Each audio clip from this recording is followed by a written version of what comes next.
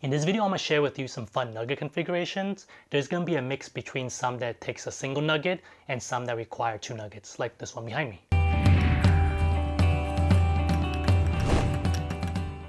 So this is a pretty fun configuration as long as you have 2 nuggets.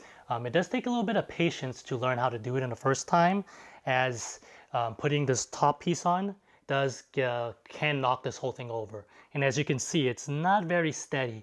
So depending on the age of your child, if they knock into it, it will fall over. But that's part of the fun for them. And my son does kind of like knocking this over. All right, so this configuration is very similar to the previous one. However, it is a bit more sturdy due to how the base is in the middle. This one though, you don't get the fun part of kind of going between the 2 areas. It does make 2 distinctive areas for your child to play with. So this configuration is a pretty fun reading nook for your child. However, there is one little thing about this you have to notice. When you put it together, you kind of have to leave it like I have here with some room here.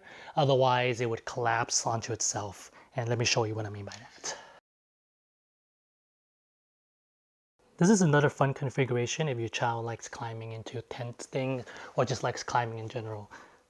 This configuration is a fun little obstacle course for your child, especially if they like to climb, and it's fairly simple to make. So the next couple configurations I'm going to be showing you is going to require a bit more creativity and using some other items that you have like balance boards or even some balls from the ball pit. So the idea behind this is you need something to act as a slide for your child to slide into the ball pit.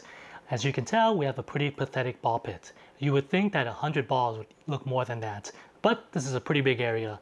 And another suggestion I would have is that you would actually have this against the wall, because if your child hits this just kind of flops. If it's against the wall, it won't do that. If you wanted to make a smaller ball pit, this is another option for you. However, as you can tell, even though I have 100 of these balls, it's still a pretty pathetic ball pit.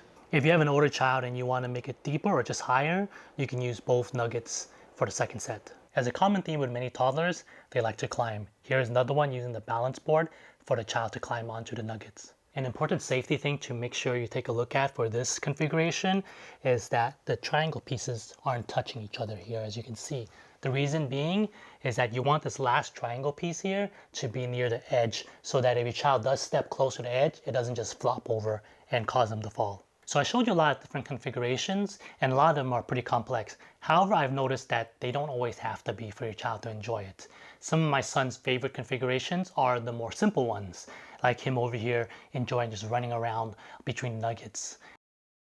Or we can put it side by side and you just jump down from one to the other.